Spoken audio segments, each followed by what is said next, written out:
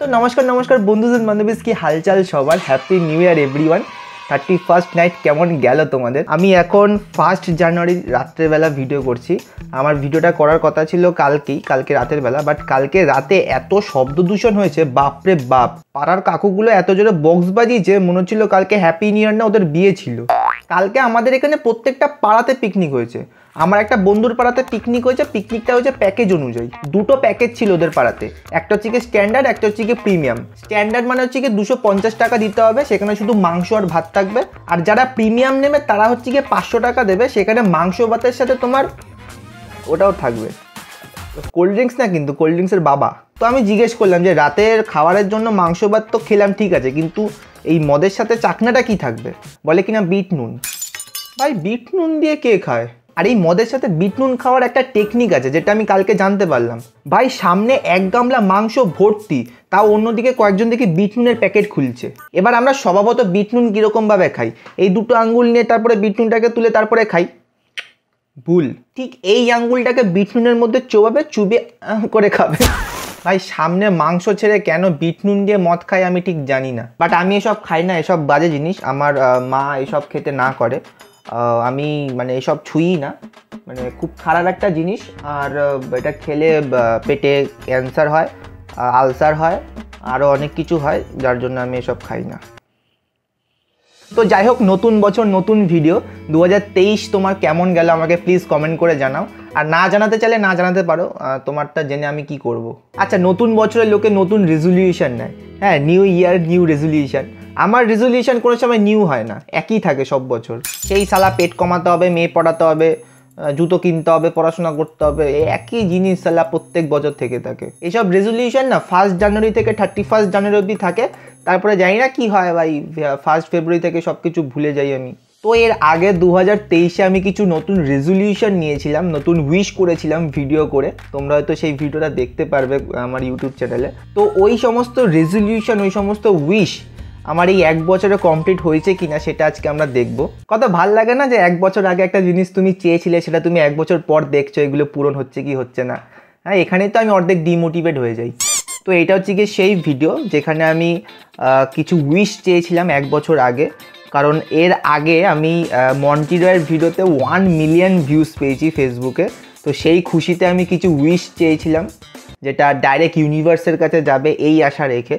তো ঠিক জানি না এগুলো কতটা কমপ্লিট হয়েছে, বাট তাও মানে দেখতে ভাল লাগে আর কি, যে এগুলো কমপ্লিট হয়েছে কি হয়নি। আমার প্রথম উইশ হলো, ভগবান আমাকে এমন একটা ইউটিউবার বানাও যাতে আমাকে সাবস্ক্রাইবের জন্য ভিক্ষা না চাইতে হয়, সবাই যাতে আমার চ্যানেলটাকে ভালোবেসে সাবস্ক্রাইব করে। আর ভিক্ষা টিক্ষা চাইবো না ভাই, অনেক এইগুলো মানে আমি বলেছিলাম ঠিকই, বাট তাও আমি মানে সাবস্ক্রাইবারের জন্য ভিক্ষা চাই। প্রত্যেক ভিডিওর লাস্টে আমি বলি যে প্লিজ সাবস্ক্রাইব করো, ঘন্টা বাজি দাও, এই করো সেই করো। কি বলবো, মানে এটা অভ্যাস হয়ে গেছে, বাট এই অভ্যাসটা পাল্টাতে হবে। আর একদিন না একদিন তো মানে এইসব বন্ধ হয়ে যাবে, এইসব আর বলবো না যে আর সাবস্ক্রাইব করো বা লাইক করো। তখন তোমরা নিজেরাই করবে, তখন আমি আর বলবো না। তো এখন থেকেই সাবস্ক্রাইব করো, পরে যদি না বলি পরে বলতে আসবে না যে তুমি বলছো না তাই সাবস্ক্রাইব করছি না। এক্ষুনি করে দাও। দেখো গাইজ, আর বেশি দিন নেই, আমি আর বলবো না যে চ্যানেলটাকে সাবস্ক্রাইব করো। তো যারা এখন আছো আমার ভিডিও দেখছো তারা তাড়াতাড়ি সাবস্ক্রাইব করে নাও, পরে যখন বলবো না তখন বলতে পারবে না যে ভালো লাগে। ভাই সেম কথা ভাই, সালা একই ভাই, একই জিনিস ভাই। এখনও সেই কথাটা বললাম, আগেও এই কথাটাই বলেছি আমি। আগে যখন 10 কি 15টা ভিউজ আসতো তখন লোকের মিলিয়ন ভিউজ দেখে ভাবতাম যে আমার যদি একটা এরকম মিলিয়ন ভিউজ হতো তাহলে কত ভালো হতো। And this is the day যেখানে আমার কাছে একটা 1 মিলিয়ন ভিউজের ভিডিও রয়েছে। মানে বুঝতে পারছো গাইজ, ওয়াও, কত ভালো লাগে না জিনিসটা। এই যখন আমার এই 1 মিলিয়ন ভিউজ হয়েছিল একটা ভিডিওতে, ওই মন্টি রয়ের ভিডিওতে, ফেসবুকে 1 মিলিয়ন ভিউজ ক্রস হয়েছিল, তখন আমি এতটা খুশি হয়েছিলাম। মানে তখন আমি ভাবতাম ভাই যে মানে এবার আমার দ্বারা কিছু একটা হবে। তখন 1 মিলিয়ন ভিউজ, আর লিটারেলি মানে আমার গা হাত পা পুরো কাটা দিয়ে উঠেছিল যখন আমি দেখছিলাম যে আমার কাছে একটা ভিডিও রয়েছে যেখানে আমি রয়েছি, যেটার মধ্যে 1 মিলিয়ন ভিউজ রয়েছে। কতটা আনন্দের, আমি মানে এত খুশি হয়েছিলাম তোমাকে বলে বোঝাতে পারবো না। মানে আমি জানি আমার যারা ভিডিও দেখো তারা প্রত্যেকেই ক্রিয়েটার রয়েছো, মানে নিজেদের ভিডিও বানাও তোমরা। তো তোমরাও হয়তো চাও আমাদেরও যাতে ভিডিওতে 1 মিলিয়ন ভিউজ আসুক, আমাদেরও যাতে মানুষজন চিনুক, জানুক, ভালোবাসুক। তো তোমাদের মতন আমি আজও একই জিনিসই চাইবো যে ভগবান আমাকেও যাতে প্রত্যেকটা মানুষ চেনে, জানে, ভালোবাসে আর মন থেকে সাবস্ক্রাইব করে। তো এটা যখন আমি বলেছিলাম তখন মনে হয় আমার 1000 সাবস্ক্রাইবারও কমপ্লিট হয়নি, বাট এখন এই সময় আমার কাছে 2240-এর মতন সাবস্ক্রাইবার রয়েছে। ফেসবুকে সেই সময় হয়তো 10,000-এর মতন বা তখনও 10,000 ফলোয়ার্স কমপ্লিট হয়নি, বাট এখন আমার কাছে 18,000 ফলোয়ার্স কমপ্লিট হয়েছে। বাট হ্যাঁ, মানে আপগ্রেড তো হয়েছি আমি এই উইশটা করার পর। আমার খুব ভালো লাগে তোমরা যখন আমার ভিডিওর নিচে ভালো ভালো কমেন্টস করো। সেদিনই দেখছিলাম আমাকে কিউট বলছিলে সবাই। আর তোমাদের জন্য আমাকে ঠান্ডার মধ্যেও স্নান করতে হয়। আমার থার্ড উইশ হলো আমি যাতে আমার ভিডিওর মধ্যে এমন কোনো কথা না বলি যেটা কারোর ব্যক্তিগত খারাপ লাগতে পারে। আমার কাছে এমন অনেক ভিডিও সাজেস্ট হয় যেগুলো আমি এখানে একটা কথা বলি, একটা ব্যক্তিগত খারাপের কথা যখন উঠেছে, তো এই ভিডিওটার আগের ভিডিওতে আমি একজন ট্যাক্সি ড্রাইভারকে নিয়ে একটা বাজে খিল্লি করেছি।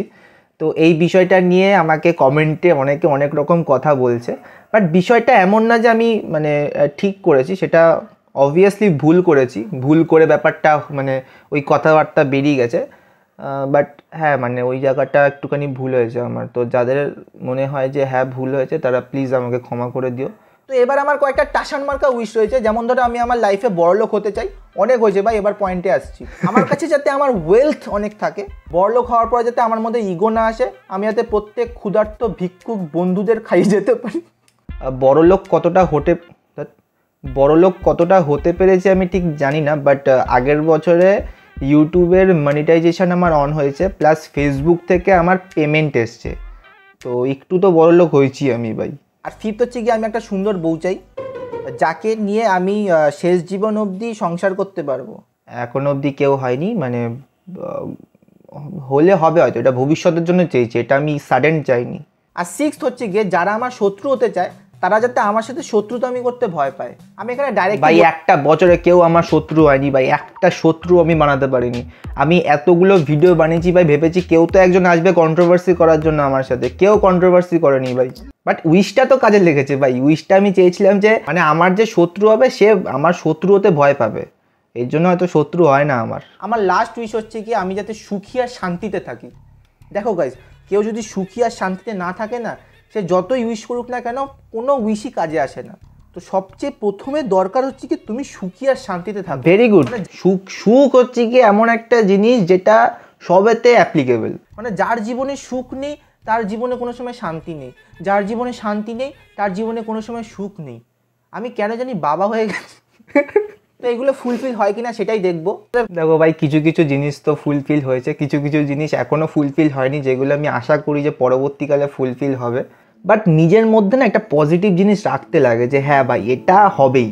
যতক্ষণ তোমার মধ্যে ওই ব্যাপারটা থাকবে ততক্ষণ তোমার মধ্যে ওই বিষয়টা ওয়ার্ক করবে। দেখো ভাই, এই যে 2023 পুরো একটা বছর গেল, সেখানে আমার লাইফে অনেক আপ ডাউন এসছে, যে আপ ডাউনটাকে আমি নিজের মতন করে ফেস করেছি, নিজের মতন করে ব্যাপারটাকে হ্যান্ডেল করেছি।